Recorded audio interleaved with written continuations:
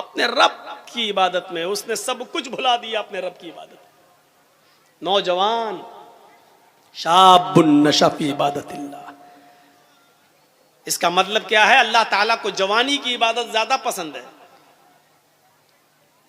बुढ़ापे में तो सभी इबादत करने लगते हैं, बच्चों की शादी हो गई, अब सब हो गया, अब जा रहे हैं हज करना है, सबसे निबट गए, अब चलो हज करें आए। अब हज करके आए तो अब अल्लाह अल्लाह करने पहुंच गए मस्जिद में। पूरी जवानी तो खुराफातों में गुजार दी, अब जब 2-3 साल के मेहमान रह गए, खूसट बुढ़े हो गए, सही से जबान चलती नहीं है, हाथ पैर उठ नहीं रहे, अब जा रहे हैं अल्लाह ताला की इबादत करने। मैं ये नहीं कह रहा हूं कि ये इबादत अल्लाह को पसंद नहीं, लेकिन नौजवानी की इबादत ज्यादा पसंद है।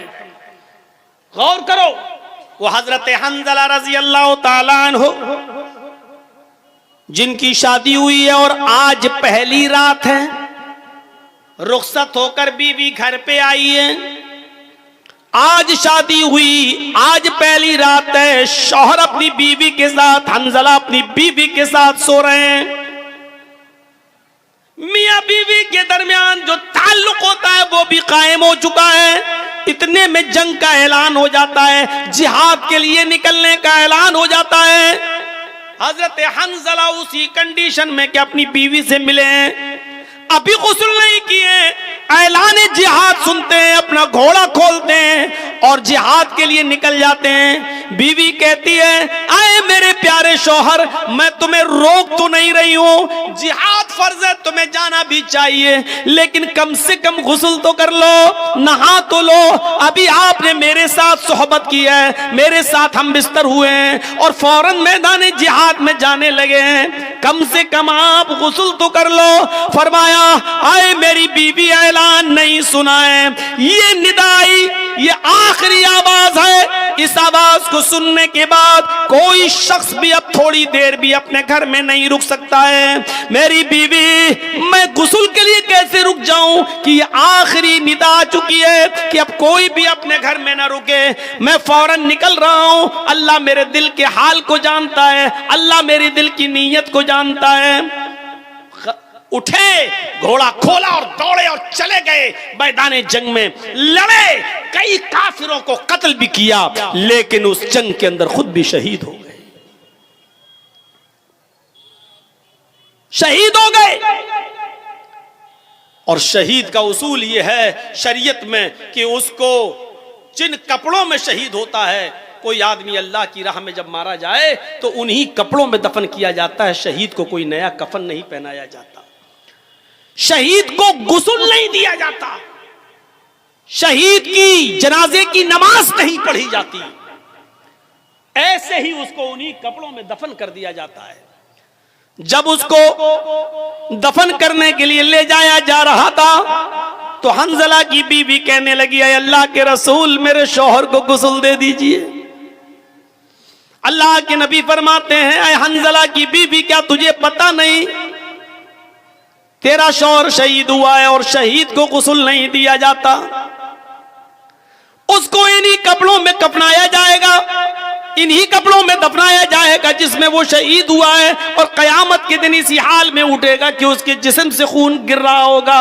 अल्लाह खून, गिरते हुए खून को देखकर कहेगा, फरिश्तों इसको जन्नत में ले जाओ, ये तो मेरे लिए सारी चीजों की कुर्बानी देकर आया है, इसका क्या हिसाब लूं, इससे क्या सवाल करूं, इससे क्या पूछताछ करूं, इससे क्या क्वेश्चन आंसर करूं, इसको जन्नत में दाखिल कर दो।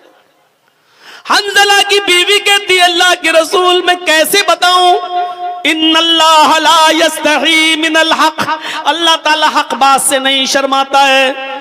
मेरी शादी हुई थी, हंज़ला ने मेरे साथ रात गुजारी थी और मेरे साथ सोहबत की थी, और जब आखिरी ऐलान सुना तो बगैर गुस्ल के वो निकल गए और जिहाद करने लगे। मैं उस गुस्ल की बात कर रही हूं जो गुस्ल बीवी से मिलने के बाद किया जाता है। हंज़ला को वो गुस्ल दे दीजिए, क्योंकि हंज़ला बगैर गुस्ल के निकल गए थे और वो शहीद कर दिए गए। थोड़ी देर तवक्कुफ किया। अल्लाह के नबी जनाब मोहम्मद रसूलुल्लाह थोड़ी देर रुके रहे और थोड़ी देर के बाद फरमाया, साथियों इस जनाजे को उठाओ और कब्रिस्तान में ले जाकर इनको दफन करो, मैं भी चल रहा हूं। हंजला की बीवी फिर बोली, अल्लाह के नबी इतनी देर रुकने के बाद भी आपने गुस्ल नहीं दिया। फरमाया, हंजला की बीवी अपने घर जा, तेरे शौहर को मोहम्मद रसूलुल्लाह के गुस्ल की जरूरत नहीं है। आसमान से 70,000 फरिश्ते जमीन पर उतरे और उन फरिश्तों ने तेरे शौहर को गुस्ल दे दिया। तेरा शौहर गसीलुल मलाइका है, फरिश्तों ने तेरे शौहर को गुस्ल दे दिया है। तेरे शौहर को हमारे गुस्ल की जरूरत नहीं है, तेरा शौहर फरिश्तों के जरिए गुस्ल दिया हुआ है। और फिर हंजला को दफन कर दिया गया। मेरे भाइयों, ये नौजवानी की इबादत थी। अपनी प्यारी बीवी को छोड़ दिया, पहली शादी, पहली रात, 24 घंटे भी अपनी बीवी के साथ नहीं रह पाया और ऐलान सुना, निकल गया, जिहाद किया और कत्ल हो गया, शहीद हो गया। ऐसा नौजवान अल्लाह के अर्श के साए में होगा। वशाबुन नशा फी इबादत रब्बी, वो उक़बा इब्न नाफ़े जिसने इस्लाम का परचम लहराते लहराते, दाएं इस्लाम बाएं इस्लाम, पीछे इस्लाम, सामने समंदर। अल्लाह, मैं दाएं देखता हूं तो तेरे नबी का झंडा लहरा रहा है, बाएं जहां जाता हूं तेरे नबी का परचम लहरा रहा है, पीछे मुड़ के देखता हूं और जहां जहां तक मैं गया हूं तेरे नबी का झंडा लहर चुका है, सामने समंदर है, अब मैं क्या करूं? यानी अब दुनिया में कोई चप्पा बाकी नहीं रहा। जहां तक हम गए इस्लाम ही इस्लाम, अब सामने समंदर है। आय अल्लाह, ये हमारे साथ 1500 नौजवान हैं जो घोड़े पे बैठे हुए हैं, ये सब इस्लाम का झंडा लहराना चाहते हैं। मैंने दाएं बाएं और पीछे तो इस्लाम लहरा दिया है, तेरे नबी का झंडा फहरा दिया है, लेकिन आगे समंदर है। आय अल्लाह, अब मैं क्या करूं? उसने समंदर के पास अपनी तलवारों को गाड़ा, समंदर के पानी से वुजू बनाया और वहीं पर नमाज पढ़ दी। नमाज अदा करने के बाद कहने लगा वो नौजवान उक़बा इब्न नाफ़े, आय अल्लाह, अगर मैं इस समंदर के बारे में जान जाऊं कि इस समंदर को पार करने के बाद भी तेरी कोई मखलूक रहती है, इस समंदर को क्रॉस करने के बाद कोई तेरी बस्ती आबाद है जहां तेरे बंदे रहते हैं, तो आय अल्लाह, अगर मुझे इस बात का इल्म हो जाए तो कसम है तेरे इज्जत व जलाल की, मैं अपने घोड़ों को समंदरों में डाल दूंगा और समंदर से तैरते तैरते उस बस्ती तक पहुंचने की कोशिश करूंगा और उस वक्त तक चैन के साथ नहीं सोऊंगा जब तक कि उस बस्ती में भी तेरे नबी जनाबे मोहम्मद रसूलुल्लाह का परचम न लहरा दूं। उक़बा इब्न नाफ़े के अंदर ये कौन सा जज्बा था? इबादत का जज्बा।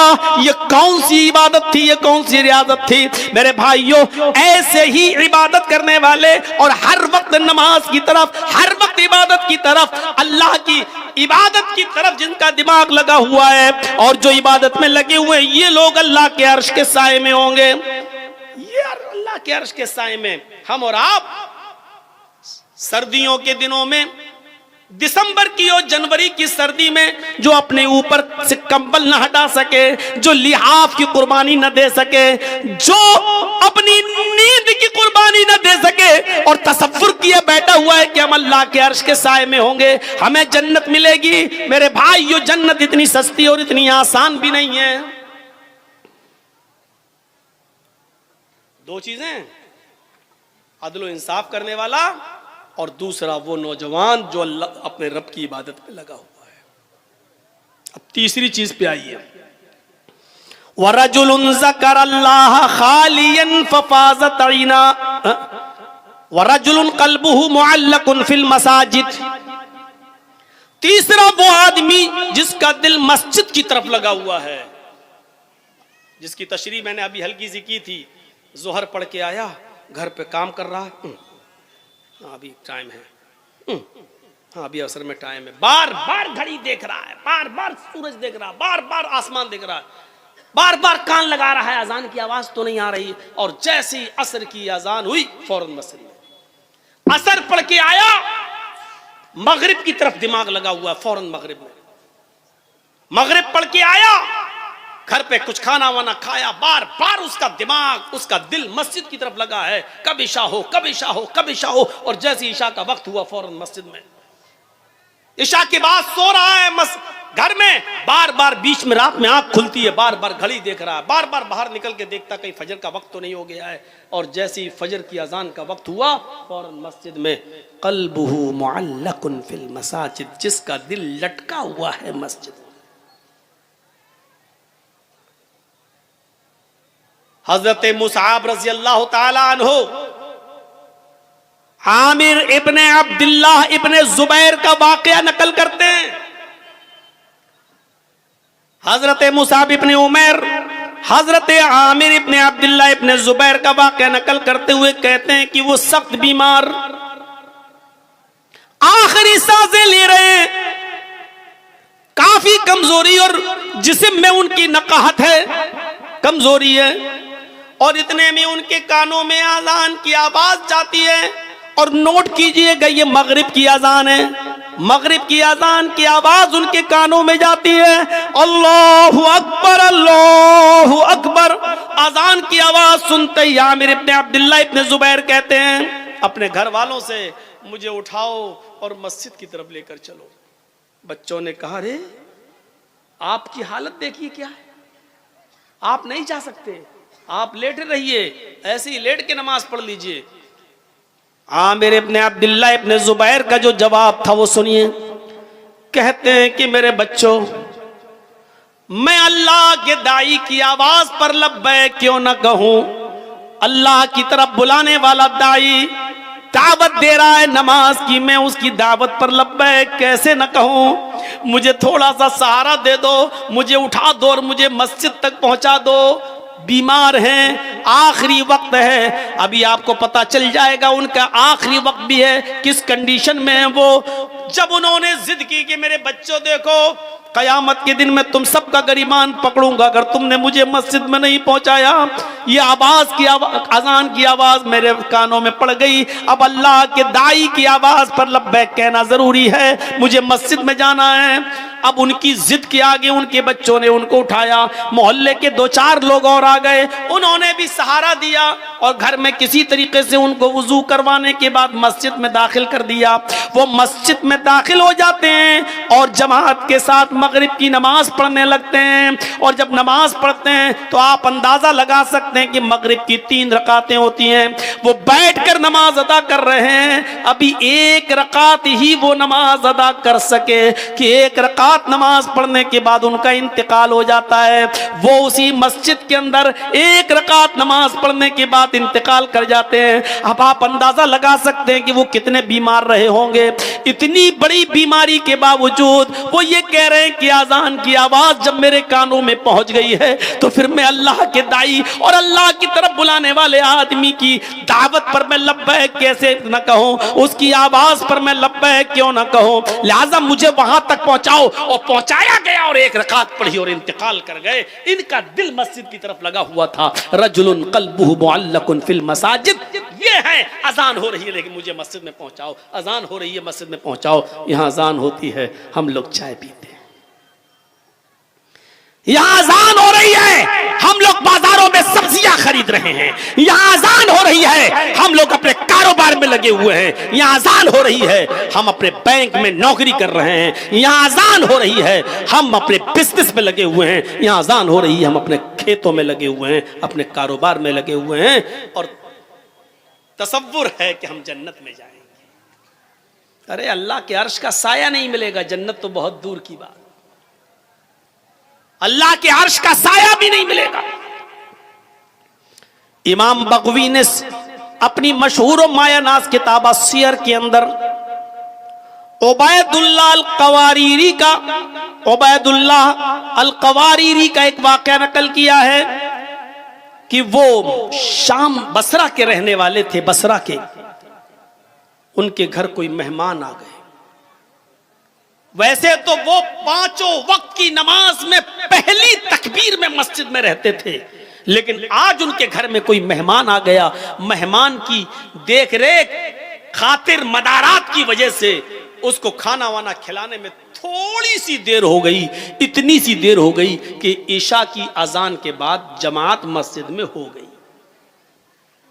वो अपने मेहमान को खाना खिलाने के बाद मस्जिद की तरफ गए तो क्या देखते हैं कि मस्जिद से लोग नमाज पढ़ के वापस आ रहे हैं। पूछा कि क्या हुआ? का जमात हो गई। वो दूसरे मोहल्ले में गए कि वहां जाकर शायद नमाज मिल जाए, जमात मिल जाए, लेकिन दूसरे मोहल्ले में जाते हैं तो क्या देखते हैं कि उधर भी जमात हो चुकी है।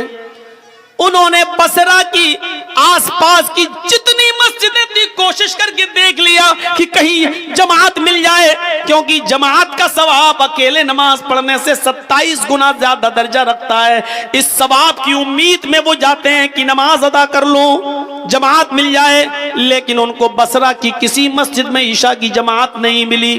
तो फिर वो अपने घर आ गए और अपने घर पे उन्होंने जाए नमाज बिछाई, मुसल्ला बिछाया और ईशा की नमाज वो पढ़ने लगे। जब वो एक मर्तबा 4 रकात ईशा की पढ़ चुके तो कहने लगे कि ईशा की नमाज जमात के साथ अगर मैं पढ़ता तो 27 गुना दर्जा मिलता, 27 गुना सवाब मिलता, तो क्यों नहीं मैं जमात के सवाब को पहुंचने के लिए ईशा की नमाज को 27 बार पढ़ लूं।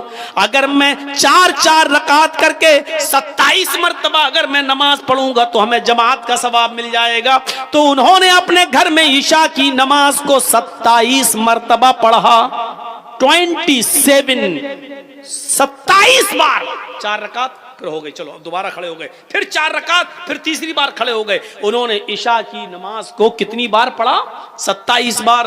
उसके बाद मुतमईन हो गए कि अब मुझे जमात का सवाब मिल गया, यानी इंशाअल्लाह जो जमात मुझसे छूटी है उसके बराबर सवाब मिल जाएगा। इसके बाद जब बिस्तर पे सोने गए, अल्लामा बगवी, इमाम बगवी सियर में नकल करते हैं, जब वो बिस्तर पर लेटते हैं तो ख्वाब में देखते हैं कि वो घुड़सवारों के साथ दौड़ रहे हैं। एक कौम है, एक कुछ लोग जो अपने अपने घोड़ों को दौड़ा रहे हैं, मुकाबला कर रहे हैं। उबैदुल्लाह अल-क़वारीरी भी उस कौम के साथ अपने घोड़े को दौड़ा रहे हैं और क्या देखते हैं कि सारे लोग आगे आगे जा रहे हैं, सबके घोड़े मुझसे आगे दौड़ रहे हैं, मेरा घोड़ा सबसे पीछे की तरफ है। मेरे घोड़े से आगे एक और आदमी है, वो भी अपना घोड़ा दौड़ा रहा है।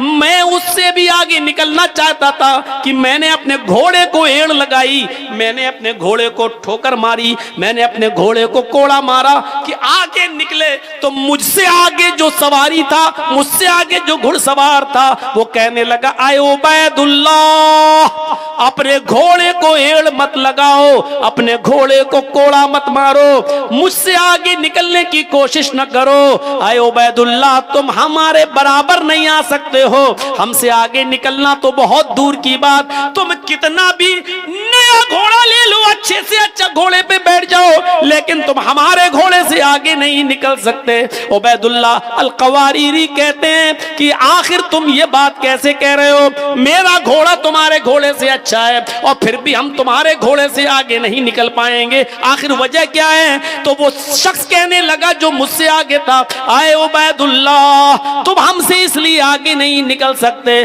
क्योंकि ईशा की नमाज हमने जमात के साथ पढ़ी है और तुमने ईशा की नमाज जमात के साथ नहीं पढ़ी।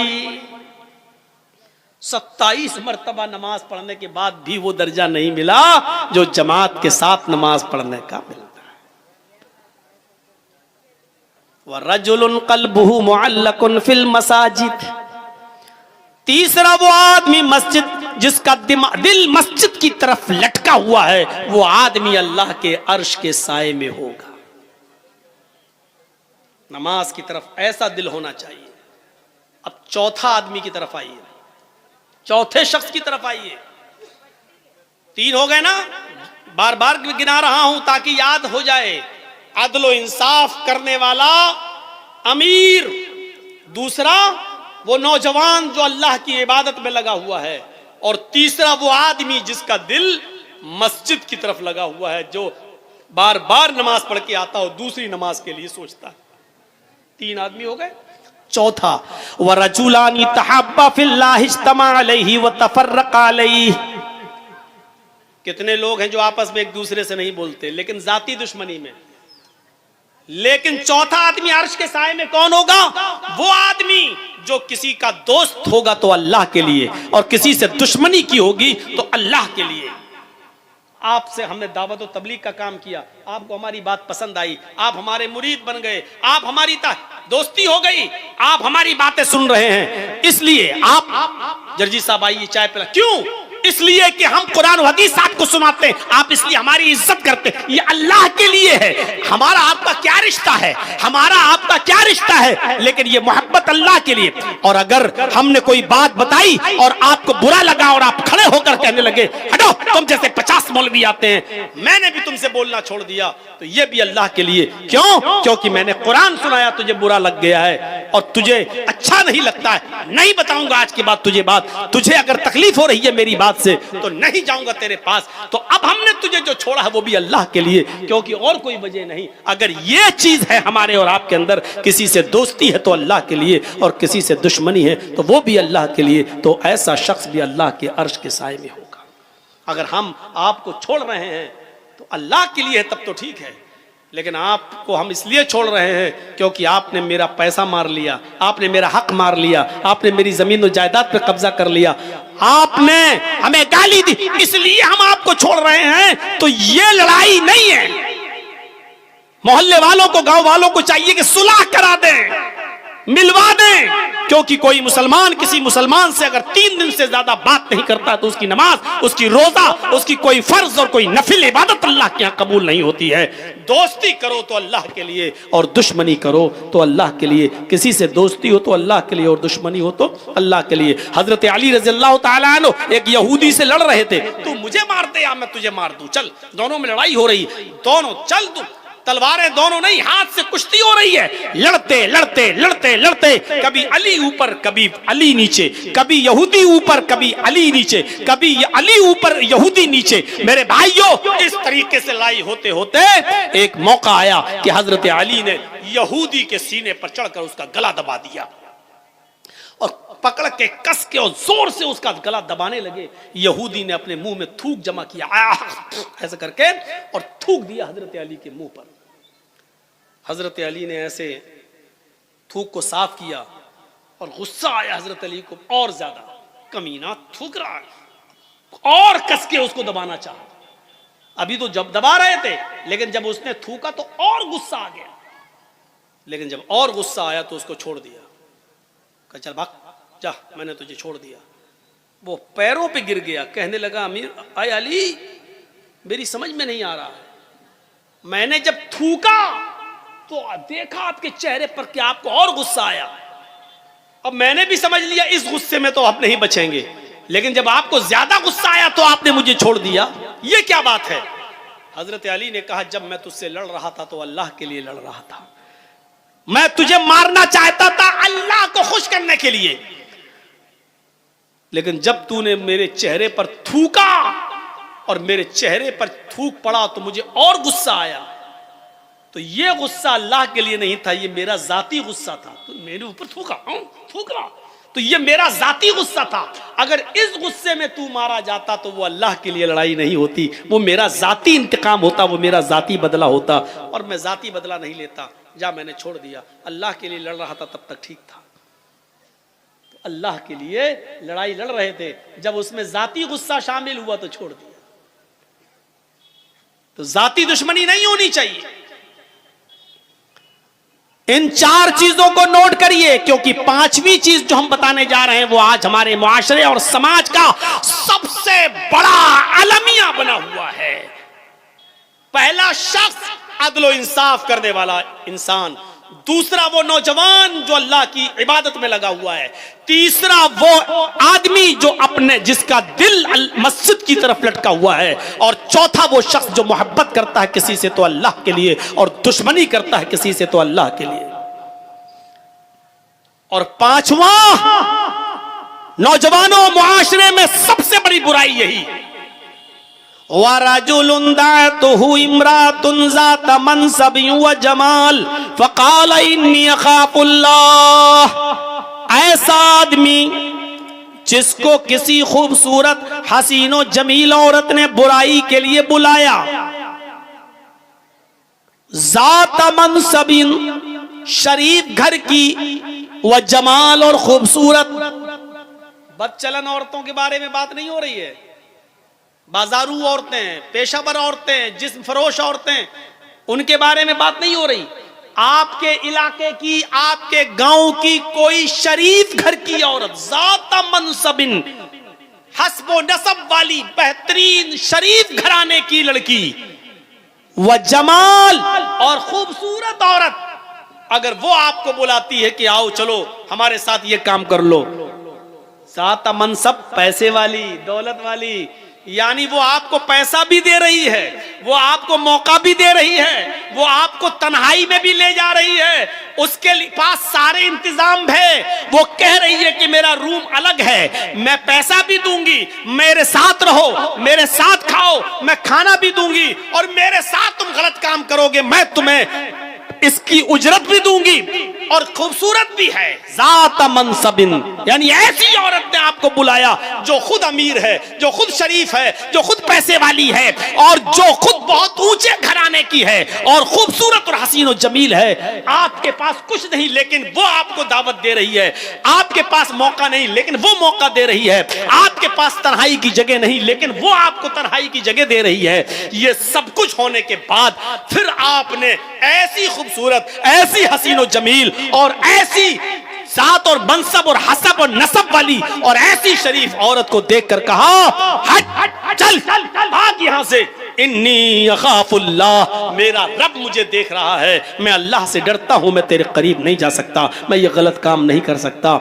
ऐसी औरत की दावत का इनकार करने वाला और ऐसी औरत के दिल और इरादे को पूरा न करने वाला शख्स अल्लाह के अर्श के साए में होगा, अल्लाह के अर्श के साए में होगा। इमाम इब्ने सीरीन का नाम सुने हैं, बहुत बड़े बुजुर्ग गुजरे हैं, बहुत खूबसूरत थे, बहुत हसीन और जमील थे। ये जिस बस्ती में रहते थे बज़ाज़ी का काम करते थे, कपड़े की गठरी को सर पे लाद कर गली गली, मोहल्ले मोहल्ले में जाकर बेचा करते थे, और किसी मस्जिद के इमाम भी थे, लेकर गली गली बेचा करते थे। उस इलाके में एक अमीर ज़ादी बेवा औरत रहती थी, उसका शौहर मर चुका था, उसकी काफी लौंडियां थी, बांदियां थी, खादिमा थी, यानी बहुत पैसे वाली थी, बहुत अमीर थी, अमीर ज़ादी, अमीर की बेटी थी वो, लेकिन उसका शौहर मर गया था, और वो अपनी बांदियों, अपनी नौकरानियों के जरिए गांव में, मोहल्ले में और आसपास के इलाके में ऐसे नौजवानों को तलाश करवाती थी अपनी नौकरानियों से कि कोई खूबसूरत नौजवान मिले तो उसको हमारे पास लेकर आओ, और वो उनके साथ गलत काम करती थी। एक बांदी ने, उसकी एक नौकरानी ने अपनी मालिका से कहा, इस बेवा औरत से, कि एक इमाम है, बहुत खूबसूरत हैं, हसीन और जमील हैं, नौजवान हैं, कहो तो मैं उनको तुम्हारे पास लेकर आऊं, कपड़ा बेचते हैं। तो कहा ठीक है, उसको लेकर आओ। इमाम इब्ने सीरीन के पास ये बांदी गई, वो कपड़ा लादे हुए थे, उनसे कहने लगी कि मेरी मालिकन हैं, वो आपसे कपड़ा खरीदना चाहती हैं, लेकिन वो बहुत पर्दे वाली हैं, बाहर नहीं निकलती हैं, वो अपने घर पे तुम्हें बुला रही हैं और आपसे वहां कपड़ा खरीदना चाहती हैं। इमाम इब्ने सीरीन रहमतुल्लाह अलैह उस औरत के पास जाते हैं, बांदी बाहर रह जाती है, और उस बेवा औरत ने उनको अपने घर के अंदर बुला लिया। ये कपड़ा दिखाने लगे, देखो बहन, देखो देखो, कपड़ा खोल खोल के उनको दिखाने लगे, और उसको तो कपड़ा लेना ही नहीं था। जब उसको कपड़ा लेना नहीं था तो वो दिल लगी की बातें करने लगी, बहलाने फुसलाने की बातें करने लगी, उनको अपनी तरफ माइल करने लगी और कहने लगी मुझे कपड़ा खरीदना ही कब है, आइए मेरे करीब होइए और मेरे साथ जिमा कीजिए, मेरे साथ हम बिस्तरी कीजिए।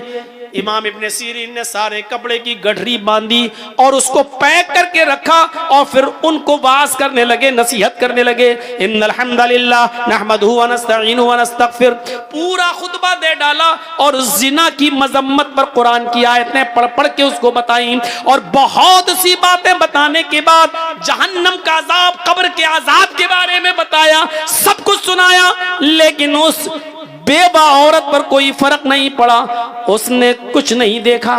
वो बार बार कहती रही ठीक है, अल्लाह गफूर रहीम है, माफ करने वाला, तुम आओ पहले मेरे पास, तुम आओ पहले मेरे करीब। जब देखा कि वाज और नसीहत का कोई फर्क नहीं पड़ा और ये औरत माइल है, ये जिना पर आमादा है, तो कहने लगे कि अब बचने का कोई रास्ता भी नहीं है। तो इनके दिमाग में ख्याल आया, आए नौजवानों, अल्लाह वाले कैसा कैसा काम कर गए जिना से बचने के लिए, और हम तो ये तसव्वुर भी नहीं कर सकते।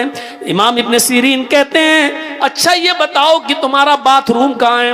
मुझे बहुत सख्त लैट्रीन लगी हुई है, मुझे क़ज़ाए हाजत के लिए जाना है, मैं लैट्रीन से फारिग होने के बाद आता हूं, तुम्हारे पास बैठता हूं। अच्छा ठीक है, ये है, उसने बता दिया। जब लैट्रीन से निकले तो किचन में घुस गए। किचन में जो नाली थी जिसमें बहुत ज्यादा कचरा अचड़ा जमा हो जाया करता था, उसमें काले रंग की स्याह कीचड़ जमी हुई थी नाली में। इमाम इब्ने सीरीन उसी किचन की नाली के पास बैठ गए और उस नाली से स्याह रंग की काली कीचड़ निकाल कर उन्होंने अपने चेहरे पे मल ली, अपने कपड़ों पे मला, अपनी दाढ़ी आड़ी पे मला, और पूरी तरीके से अपने आप को लथपथ कर लिया कीचड़ से। और इसी गंदगी की हालत में उस औरत के पास आए, चलो आओ मिलते हैं, कहाँ मिले? उसने कहा हट हट, बदबू आ रही है, ये क्या करके आया तू? ये जल्दी से कपड़े की गठरी उठाई और भाग गए। और फिर जब गांव में पहुंचे तो एक कुएं से पानी खींचा और वहां जाकर उन्होंने अपने कपड़े धोए, और वहां जाकर वो नहाए धोए और उन्होंने गुस्ल किया और अल्लाह का शुक्र अदा किया कि आय अल्लाह, आज तूने मुझे एक औरत के शर्र फितन से तूने मुझे बचा लिया, आज मैं जिना जैसी बदकारी से महफूज हो गया। मेरे प्यारे साथियों, जिना से बचने के लिए गौर करो कि वो औरत, इमाम इब्ने सीरीन अगर उसका इरादा पूरा कर देते तो पैसा भी देती, तन्हाई भी दे रही थी, अमीर भी थी, कपड़ा भी नहीं खरीदती और पैसा भी दे रही थी उनको, सब कुछ। लेकिन इमाम इब्ने सीरीन के पास सब कुछ था, मौका था, तन्हाई थी, और वो बेवा औरत खूबसूरत भी थी, लेकिन इन सब के बावजूद अल्लाह का खौफ था और अपने आप को बचाया। उससे कहा, अल्लाह से डर, ये जिंदगी चंद दिनों की, अल्लाह की यहाँ मुंह दिखाना है, नसीहतें की, लेकिन वो नहीं मानी। मेरे प्यारे साथियों, तब इमाम इब्ने सीरीन ने अपने आप को ऐसे बचाया। नौजवानों, इस जिनाकारी और बदकारी के रास्ते से अपने आप को बचा लेने वाला और किसी खूबसूरत औरत की दावत पर यह कह देने वाला कि इन्नी अखाफुल्लाह, मैं अल्लाह से डरता हूं, ऐसा शख्स भी कयामत के दिन अल्लाह के अर्श के साए में होगा। बुखारी शरीफ के अंदर एक वाक़या आया है, जब मरसद इब्ने अबी मरसद एक सहाबी हैं, ईमान लाए, इस्लाम कबूल किया, तो अल्लाह के रसूल ने उनसे कहा कि तुम मक्के जाओ, और मक्के में हमारे बहुत से मुसलमान सहाबा कैद है, काफिरों के चंगुल में हैं, उनसे छुड़ाकर चुपके चुपके मदीने की तरफ लाओ, उनको वहां से छुड़ाओ। तो ये रात में मक्के पहुंचते थे और रात में जाते थे, चुपके से किसी घर में घुसते थे, जहां कोई मुसलमान साहबी कैदी होता था उसको उठाकर लाते थे और फिर उसकी बेड़ियों को तोड़ते थे और फिर उसको मदीना भेज दिया करते थे। क्योंकि इस्लाम लाने से पहले खुद ये चोर थे, इस्लाम लाने से पहले खुद ये चोर थे, इनको बेड़ियां तोड़ने में महारत थी, ये जानते थे। तो अल्लाह के रसूल ने इनसे वही काम लिया कि तुम अब मुसलमान सहाबा की बेड़ियां तोड़कर उनको काफिरों से छुड़ाओ, उनके ऊपर जुल्म कर रहे हैं वो काफिर, उनको छुड़ाओ। तो एक दिन ये मक्के के अंदर पहुंच गए और उसी जगह चले गए जहां मुसलमान साहबा कैद थे। रात की तारीकी का फायदा उठाया और एक दीवार के पीछे छिप गए। चांदनी रात थी, रात के अंधेरे में एक औरत निकल के आई, उसने दीवार के पीछे एक साया देखा, समझ गई कि इस दीवार के पीछे कोई आदमी बैठा है, उस आदमी का साया यहां आ रहा है। वो गई दीवार के पीछे, क्या देखती है कि एक आदमी बैठा हुआ है, और देखते ही उसको पहचान गई। कहने लगी, तुम तो मरसद हो, तुम तो मरसद हो। मरसद ने देखा, मरसद भी पहचान गए, कहने लगे, तुम तो अनाक हो, तुम तो अनाक हो। कहां? जमाने जाहिलियत में जब मरसद इस्लाम नहीं लाए थे तो इस औरत के साथ उनके नाजायज ताल्लुकात थे, कई मर्तबा इस औरत के साथ मिल चुके थे, लंबे तलंगे लंबे चौड़े थे, वो अनाक उनकी दीवानी थी। इतने दिनों के बाद आज देखती है, कहती है मरसद पुरानी यादें ताजा हो गई, कितने साल के बाद तुम आए हो, चलो हमारे घर चलो, हमारे घर में कोई नहीं, आज की रात हमारे साथ सो जाओ, वही रात गुजारो। मरसद इब्न अबी मरसद कहते हैं क्या या नाक, अब इन हाथों ने मोहम्मद रसूलुल्लाह के हाथों को छू लिया है, ये हाथ मोहम्मद रसूलुल्लाह से टच हो चुके हैं, इन हाथों ने मोहम्मद रसूलुल्लाह से मुसाफा कर लिया है। आया नाक, अब हराम औरत की तरफ मैं हाथ नहीं बढ़ा सकता, आया नाक बेहतर है कि तुम चली जाओ। अनाक कहने लगी अच्छा अब तुम बदल गए हो, मेरी आरज़ू और मेरे अरमानों का तुम गला घोंट रहे हो, इतने सालों के बाद आए हो, अगर तुमने मेरे इरादे और मेरे अरमान और मेरी आरज़ुओं को पूरा न किया तो मैं चिल्ला दूंगी। मरसद इब्न अबी मरसद कहते हैं कि कुछ भी करो लेकिन अब मैं तुम्हारे साथ जिना नहीं कर सकता है, मैं मोहम्मद रसूलुल्लाह सल्लल्लाहु अलैहि वसल्लम